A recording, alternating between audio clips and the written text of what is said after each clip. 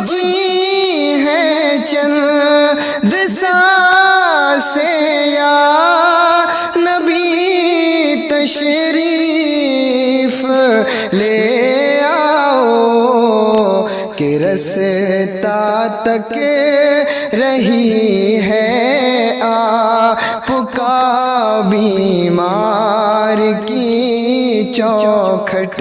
اس نے خط لکھا اپنے دوست حبیب یمنی کے پاس اور اس میں لکھا تھا، ذرا توجہ سے سننا ایمان تازہ ہو جائے گا۔ میں بتانا چاہتا ہوں میرا نبی کتنی شان والا ہے۔ اس نے اپنے حبیب یمنی کو خط لکھا۔ حبیب یمنی ابو جہل کے بزنس پارٹنر بھی تھے اور اس کے ہم سبق ساتھی بھی تھے، بچپن کے دوست بھی تھے اس کے۔ اس نے خط لکھا کہ تم حکیم بھی ہو اور بڑے عقل مند بھی ہو، لیکن آؤ ایک بات ہے تم سے کرنی ہے، جیسی میرا خط تمہیں ملے فوراً چلے آنا مکے میں۔ یہ خط حبیب یمنی تک پہنچا، جیسی خط ان کے پاس پہنچا انہوں نے فوراً سفر شروع کیا، مکے کی سرحد پر آئے۔ ابھی مکے میں داخل نہیں ہوئے ہیں کہ ابو جہل پہلے ہی باہر کھڑا ہو گیا تھا اور ہاتھ میں روئی لے کے کھڑا تھا۔ حبیب یمنی کو آتے دیکھا، اتارا نیچے کا، نیچے اتر، نیچے اترے حبیب یمنی کا اب کیا کہنا ہے؟ کہا پہلے یہ روئی لو اپنے کانوں میں لگا لو۔ کہا کس لیے؟ کہا کہ محمد کی آواز تمہارے کانوں تک نہ پہنچ جائے۔ کہا اس سے کیا ہو جائے گا؟ کہا تم نہیں جانتے ہو، اس کی آواز جن کے کانوں تک پہنچ جاتی ہے پھر وہ انہی کی بولی بولنے لگ جاتا ہے، انہی کی بولی بولنے لگ جاتا ہے۔ حبیب یمنی نے کہا چل ٹھیک ہے یار، بتا کیوں تو نے بلایا کس لیے ہے؟ کہا یار تجھ سے سچ بتاؤں؟ کہا ہاں۔ کہا رشتے میں بھتیجا لگتا ہے لیکن باتیں بڑی عجیب کرتا ہے۔ کہا کیا؟ کہ ہمارے خداؤں کو برا کہتا ہے، کہتا یہ پتھر کے خدا ہیں، یہ کچھ نہیں دے سکتے۔ وہ کہتا کہ ایک خدا ہے اور سب کو مرنا ہے، مرنے کے بعد اپنے اپنے زندگی کے اعمال کا حساب بھی دینا ہے۔ کہا یار ذرا سچ بتا کہ بندہ مر کے پھر سے زندہ ہو سکتا ہے؟ حبیب یمنی چونکہ پڑھے لکھے انسان تھے، کہنے لگے یار باتیں تو وہ سچی کرتا ہے، جس نے جب کچھ نہ تھے تب پیدا کر دیا، تو اگر وہ مارنے کے بعد پیدا زندہ کر دے تو کون سی بڑی بات ہے؟ کہا یار ذرا ساتھ چل۔ ہاتھ پکڑا ابو جہل نے حبیب یمنی کا، اپنے نبی کی شان ملاحظہ کرو، اپنے گھر میں لایا۔ اب حبیب یمنی کہتے بلایا کس لیے ہے تو نے؟ کہا یار میں نے تجھے اس لیے بلایا ہے، ذرا اس کا علاج تو کر دے، تو حکیم ہے، نبض پکڑ کے دیکھ لے، اس کا علاج کرنا ہے۔ حبیب یمنی کہتے ہیں ٹھیک ہے بلاؤ، میں ہاتھ پکڑ کے دیکھوں گا۔ اب ذرا توجہ سے سننا، یہ دشمن کی بولی ہے، سچ وہ ہوتا ہے جو سر چڑھ کے بولا کرتا ہے۔ اگر کوئی اعلیٰ حضرت کو گالی دے تو اس کے بکواس کرنے سے اعلیٰ حضرت کے رتبے کم نہیں ہو جاتے ہیں۔ مخالف اسی کے ہوتے ہیں جو حق پہ ہوا کرتا ہے، دشمن اسی کے ہوتے ہیں جو سچ پہ ہوا کرتا ہے، کبھی اہل غیرے کا کوئی مخالف نہیں ہوا کرتا ہے۔ ذرا توجہ سے سننا پیارے۔ ابو جہل نے کہا تھا کہ میں نے تجھے علاج کے لیے بلایا ہے۔ کہا ٹھیک ہے بلاؤ۔ کہا کیا کرے گا؟ کہا نبض پکڑ کے دیکھوں گا۔ ابو جہل کہنے لگا یار اگر تو نے نبض پکڑ لی تو بات ہی ختم ہو جائے گی۔ کہا کس لیے؟ کہا ہاتھ مت پکڑ لینا۔ کہا کیوں؟ کہا جو اس کے ہاتھ میں ہاتھ دے دیتا ہے پھر وہ بولی اس کی بولنے لگ جاتا ہے۔ کہا یہ کہنا کیا چاہتا ہے؟ تب ابو جہل نے کہا تھا یار سن بات سچی ہے لیکن ذرا دماغ میں اتار لینا۔ ایک دن میں گیا تھا محمد کے پاس اور میرے ہاتھ میں پتھر تھے، میں نے جا کے کہا تھا بتا میری مٹھی میں کیا ہے، تو انہوں نے میری طرف دیکھا اور دیکھنے کے بعد کہا اگر میں بتاؤں تو کیا کمال ہوگا، اگر یہ خود بتائیں جو تیری مٹھی میں تب کمال ہو جائے گا۔ کہا میں خوش ہو گیا، میں سوچنے لگا یار اب تو یہ پھنس گئے ہیں، میرے ہاتھ میں پتھر ہے اور پتھر بولا نہیں کرتے ہیں۔ کہا یہ سوچ کے میں نے کہا ٹھیک ہے انہی سے کہلوا دو۔ میرے نبی نے فرمایا کنکریو، اگر میرے نبی نے فرمایا جو تیری مٹھی میں ہے اگر میں بتاؤں گا تو کوئی کہے گا کسی نے بتا دیا ہوگا، آخر اس مٹھی میں رہنے والی چیز سے پوچھ کے ہم کون ہیں۔ جیسی اس نے کہا بہت خوش ہوا، کان کے قریب مٹھی لگائی، جیسی کان کے قریب لگائی تو پتھر کہہ رہے تھے لا الہ الا اللہ محمد الرسول اللہ۔ ابو جہل کہنے لگا او یار یہ ہاتھ کا کمال ہے، ہاتھ مت پکڑ لینا، اگر اس کا ہاتھ پکڑ لو تو بات ہی ختم ہو جاتی ہے، ہاتھ یہاں پکڑتا ہے رب کی رحمت پہ جا کے چھوڑ دیتا ہے۔ اللہ اکبر۔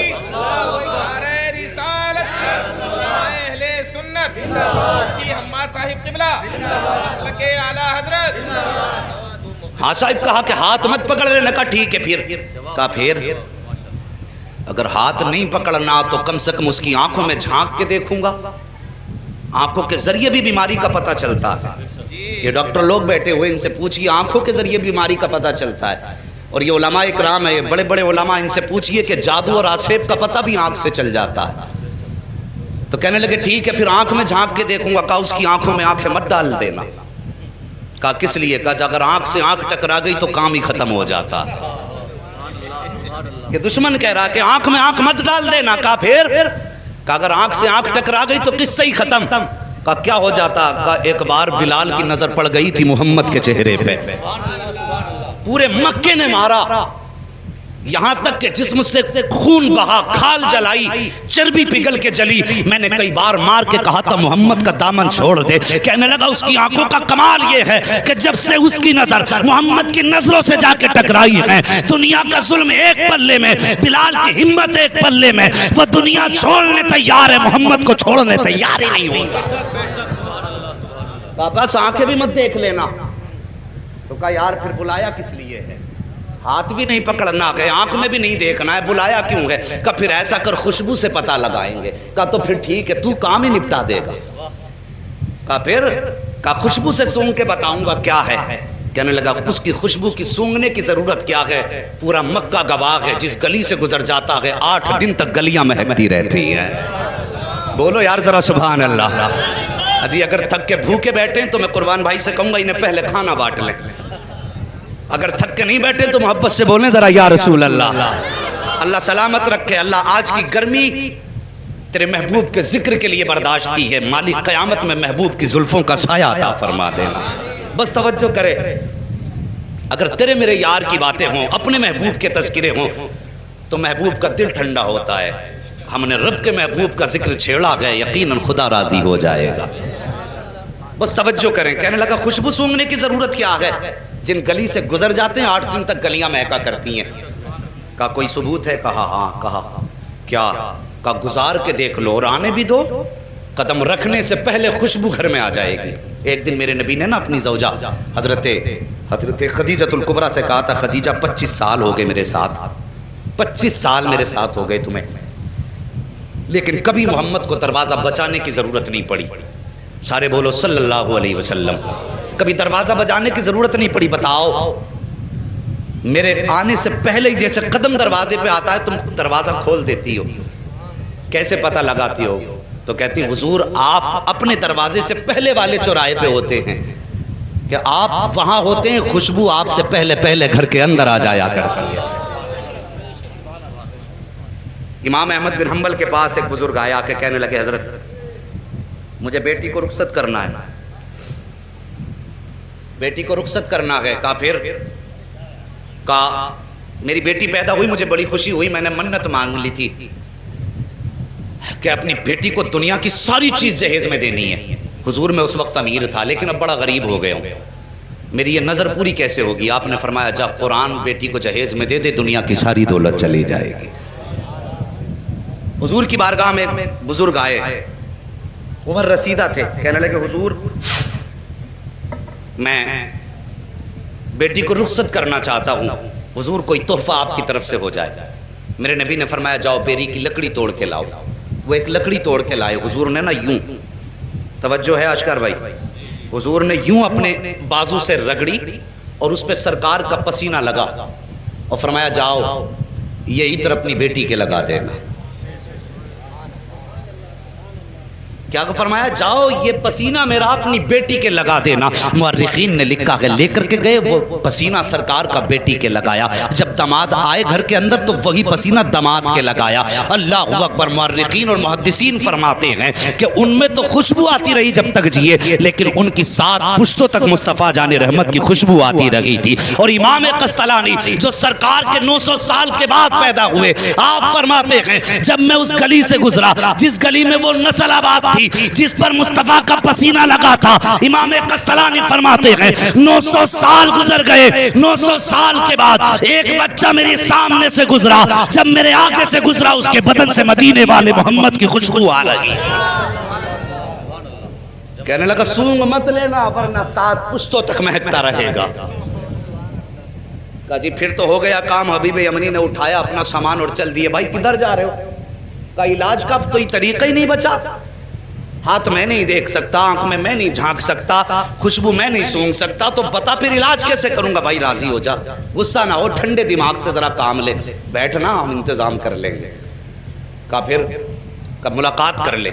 کہا ٹھیک ہے ملاقات کر لیتے ہیں۔ جگہ کا تعین، کدھر جانا؟ کہا ان کے ہاں تو نہیں جائیں گے، انہیں اپنے گھر بلا لیتے۔ توجہ کرنا، کیا کہا؟ انہیں اپنے، ذرا سارے کہہ دو، اپنے گھر بلا لیں گے، اپنے۔ کاش اللہ اس آمد کے صدقے میں آج بھی مصطفیٰ کی آمد ہو جائے. واللہ وہ سن لیں گے، فریاد کو پہنچیں گے، اتنا بھی تو ہو کوئی جو آ کرے دل سے. کا گھر بلا لیتے. المختصر یہ فیصلہ ہو گیا، سرکار کی بارگاہ تک خبر پہنچی، اسلام کا ابتدائی دور ہے. کا حضور آپ کو فلاں جگہ پہ آنا پڑے گا. ابو جہل جس کا لقب ہے، مشہور ہے دنیا میں لفظ ابو جہل سے، کیونکہ میرے نبی نے ایک بار ابو جہل کہہ دیا تھا. آج تک پوری دنیا ابو جہل کہہ رہی ہے، اور حضور نے ایک بار کہہ دیا تھا تمہارا نام ابو ہریرہ ہے. پوری دنیا اصل نام بھولے بیٹھی ہے. حضور جو کہہ دیں وہی پتھر کی لکیر ہے. توجہ کیجئے. کہا ٹھیک ہے، لیکن جب یہ خبر ہوئی کہ حضور ابو جہل کے گھر جا رہے ہیں، اصل نام ابو جہل کا عمرو بن ہشام ہے، کہ عمرو بن ہشام کے گھر حضور جا رہے ہیں. باتیں ہونے لگی کہ دشمن کے گھر جانے. حضور کا دل تھوڑا رنجیدہ ہوا. یا اللہ مکے میں ایسی باتیں ہو رہی ہیں. فوراً رب کی جانب سے پیغام آیا، محبوب اداس کیوں ہوتا ہے، گھر اس کا ہے چرچا تو تیرا ہی کرا رہے ہیں. خرچ اس کا ہے چرچا تو تیرا ہی ہے نا، پریشان کیوں ہوتا ہے. اللہ اکبر. اب سرکار کو دعوت دے دی گئی. اب ابو جہل کی پلاننگ دیکھو. کہنے لگا سنو بھائی، میں نے یہ سنا جب وہ آتے تو تم اس کی عزت کے لیے کھڑے ہو جاتے ہو. آج وہ آئے نا تو کوئی کھڑا مت ہو جانا، اپنی جگہ سے مت اٹھ جانا، تاکہ انہیں لگے کہ ان کی اوقات کیا گئی. اسے معلوم نہ تھا آج پالا کس سے پڑ گیا ہے، یہ جانتا نہیں تھا آج کس سے پنگا لے رہا ہے. کہا اٹھنا مت، تاکہ انہیں اپنی عزت کا پتہ چل جائے. لیکن یہ اپنی پلاننگ کر رہا تھا. ادھر رب نے فرمایا جبریل جی رب جلیل. کہا کیا کر رکھے ہو؟ کہا رب حکم فرما دے. کہا آج ابو جہل کے گھر میں پلاننگ ہو رہی ہے، محبوب آئے تو پھر کسی کو اٹھنا نہیں ہے. کہا جاؤ فرشتوں کی جماعت ساتھ لے کے چلے جاؤ، اور جتنے بیٹھے ہیں نا ابو جہل عتبہ شیبہ بڑے بڑے دشمن، سب کے پیچھے جا کے ایک ایک فرشتہ کھڑا کر دو. جیسے محبوب پہنچے اور جو اٹھنا نہ چاہے، جبریل تیری ذمہ داری ہے کان پکڑ کے اس کو سیدھا کھڑا کر دینا. آج بھی لوگ بھوکا کرتے ہیں کہ سلام کھڑے ہو کے کیوں پڑھتے ہو. قیام تعظیمی یہ رب کراتا ہے، اور قیام تعظیمی سے روکنا تمہارے باپ ابو جہل کا کام تھا. انہوں نے کہا کھڑا نہیں ہونا کسی کو بھی. اور رب نے فرمایا دیکھوں آج کون کھڑا نہیں ہوگا. محبوب میرا جسے میں چاہوں گا وہ کھڑا ہوگا. اللہ اکبر. جب نبی کو دشمنوں نے گھیرا ہے تب مدد کے لیے جبریل آئے ہیں. اس پہ کئی ساری روایتیں ہیں لیکن وقت کم ہے، میں اس کو بھی بتا کے چلتا.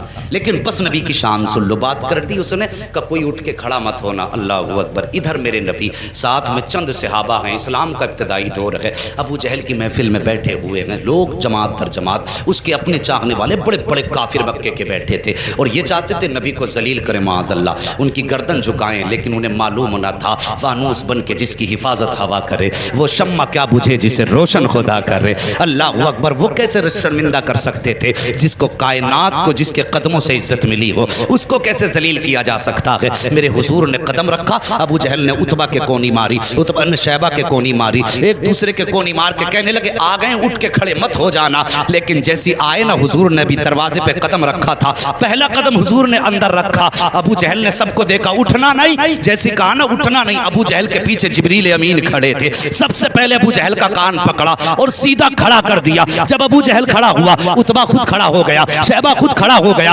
دشمن خود بخود کھڑے ہو گئے. جب سب کے سب کھڑے ہو گئے میرے حضور نے اندر قدم رکھا، آئے عزت سے اپنی جگہ پہ بیٹھے، اور بیٹھنے کے بعد پھر پوری جماعت پہ ایک نگاہ ڈالی. جب نگاہ ڈالی ایک دوسرے کو تک رہے تھے. عتبہ شیبہ سے کہہ رہا تھا یار کیوں کھڑا ہو گیا، شیبہ عتبہ سے کہہ رہا تھا تو کیوں کھڑا ہوا. سب مل کے چودھری ابو جہل سے کہہ رہے تھے تم کیوں کھڑے ہو گئے. وہ کہہ رہا تھا یار مجھے خود نہیں پتا چلا میں کیسے کھڑا ہو گیا ہوں. میرے حضور بیٹھے ہیں، اور بیٹھنے کے بعد پھر میرے آقا نے فرمایا تھا چھوڑ دے اس کے کان. اتنا کہا نہ دھڑام سے ابو جہل نیچے گرا. جیسے نیچے گرا حبیب یمنی کہتے ہیں او حبیب یمنی نے کہا تھا ابو جہل پتا چل گیا ہے کہ سچا کون ہے جھوٹا کون ہے. تیرے کھڑے ہونے نے بتا دیا ہے کہ جھوٹا تو ہے، سچا رب نے محبوب کو بنا کے بھیجا ہے.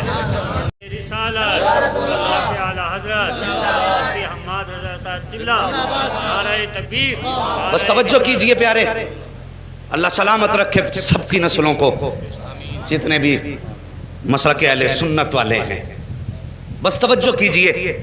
بیٹھ گئے. حبیب یمنی کہنے لگے مجھے اس نے بلایا ہے، اور اس لیے بلایا ہے کہ سنا ہے آپ ایسی ایسی بات کرتے ہیں. میرے نبی نے فرمایا ہاں میں اللہ کا رسول ہوں، خدا ایک ہے، قولوا لا الہ الا اللہ تفلحوا انی رسول اللہ. ہاں میرے نبی نے فرمایا. حضرت حبیب یمنی ابھی ایمان نہیں لائے تھے. کہنے لگے اچھا اگر آپ نبی ہیں تو یہ تو میں بھی جانتا ہوں، کہ نبی جادوگر کا جادو آسمان پہ نہیں چلتا ہے، صرف زمین پہ چلتا ہے۔ اس کا دعویٰ یہ کہ آپ جادوگر ہیں، میرے نبی کے بارے میں کہنے لگے کہ ابو جہل کا دعویٰ یہ کہ آپ جادوگر ہیں، لیکن میں یہ جانتا ہوں کہ جادوگر کا جادو زمین پہ چلتا، آسمان پہ نہیں۔ اور نبی وہ ہوتا ہے جو دل کے حال جانتا ہے۔ آج بد مذہب بدعقیدہ لوگ کہتے ہیں کہ حضور کو پیٹھ کے پیچھے کی خبر نہیں۔ حبیب یمنی ایمان لانے سے پہلے جانتے ہیں نبی وہ ہوتا ہے جو دل کی بات جانتا ہے، جو راز جانتا ہے، وہ نبی ہوتا ہے۔ یہ حبیب یمنی کہہ رہے ہیں، کہتے حضور اس لیے میرے 2 سوال ہیں، 2 سوال یاد رکھنا۔ حبیب یمنی کیا کہتے ہیں؟ میرے بولو سارے بولو، میرے 2 سوال ہیں، ایک سوال میں کروں گا جواب آپ کو دینا ہے، دوسرا سوال بھی آپ کریں گے جواب بھی آپ دیں گے۔ یہ 2 باتیں کہیں حبیب یمنی نے، اتنی بات کہیں میرے نبی فرماتے ہیں ٹھیک ہے بتاؤ پہلا سوال کرو۔ کہا میں جانتا ہوں کہ جادوگر کا جادو آسمان پہ نہیں چلتا، اگر آپ نبی ہیں تو چلیے چاند کے 2 ٹکڑے کر سکتے ہیں آپ؟ وقت دوپہر کا تھا، دوپہر کا وقت تھا، سورج تھا، چاند نہیں تھا اس وقت میں۔ کہا آپ چاند کے 2 ٹکڑے کر سکتے ہیں؟ میرے حضور اٹھے، کہا چلیے۔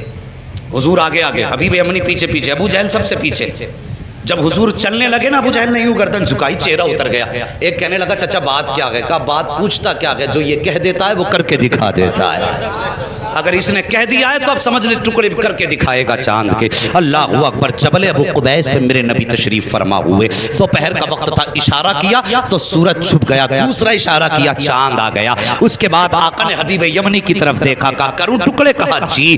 اتنا کہا میرے حضور نے انگشت نبوت اٹھائی اور یوں اشارہ کیا تو ایک ٹکڑا پورب میں تھا، دوسرا پچھم میں چلا گیا ہے، چاند 2 ٹکڑے ہو گیا۔ جب چاند 2 ٹکڑے ہوا، آپ فرماتے ہیں اب بتا کیا رائے ہے، انہیں جوڑنا ہے یا قیامت تک کے لیے ایسے ہی چھوڑنا ہے؟ اللہ اکبر۔ حبیب یمنی نے کہا تھا اب جوڑ بھی دیجئے، یوں میرے نبی نے اشارہ کیا، چاند جڑ گیا۔ اب اس کے بعد حبیب یمنی کہتے حضور میں تو مان گیا ہوں آپ اللہ کے نبی ہیں، لیکن اب اس کی تسلی کے لیے اب آپ میرے دوسرے سوال کا جواب دیں۔ میرے نبی فرماتے سن، یمن میں تیری ایک بیٹی ہے جو مفلوج ہے، جس کی آنکھوں سے بھی نظر نہیں آتا ہے، کانوں سے سنائی نہیں دیتا ہے، زبان سے گونگی ہے، ہاتھ پیر سے اپاہج ہے، اور تو یہ چاہتا ہے اللہ اس کو شفا عطا فرما دے۔ اتنا سننا تھا، قدموں پہ گرے حبیب یمنی مصطفیٰ کے، کہتے آقا دیر نہ کیجئے، ہاتھ بڑھائیے، کلمہ پڑھائیے، میں مان گیا ہوں، پہچان گیا ہوں یہ جھوٹے ہیں آپ سچے ہیں۔ میرے نبی نے کلمہ پڑھایا۔ حبیب یمنی جب رخصت ہونے لگے، حضور فرماتے ہیں جا، ہم نے تیری بیٹی کو بھی شفا عطا فرما دی ہے۔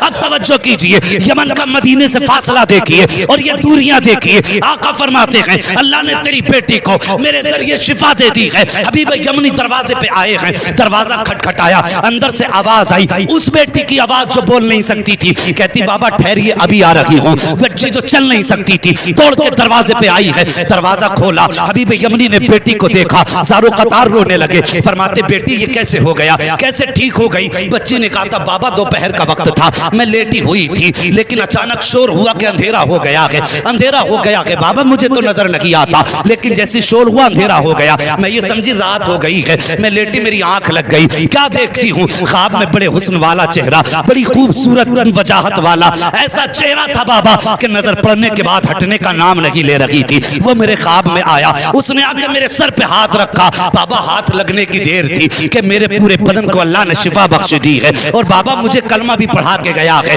اللہ اکبر۔ اتنا سنا، بیٹی کے سر پہ ہاتھ رکھ کے حبیب یمنی روئے اور کہتے بیٹی میں بڑے نصیب والا ہوں، جس کی تو بات کر رہی ہے میں اسے دیکھ کے بھی آیا ہوں، اس کے ہاتھ میں ہاتھ دے کے بھی آیا ہوں، اور اس کے شہر میں کلمہ پڑھ کے آیا ہوں۔ تب بیٹی نے رو کے کہا تھا بابا نصیب والے آپ نہیں ہو، بلکہ آپ سے زیادہ نصیب والی میں ہوں۔ کہا بیٹی کس لیے؟ کہا آپ جا کے اس کے شہر میں گئے ہو، تب کلمہ پڑھا ہے، میں کتنے نصیب والی ہوں کہ وہ میرے گھر آ کے مجھے کلمہ پڑھا کے گیا ہے۔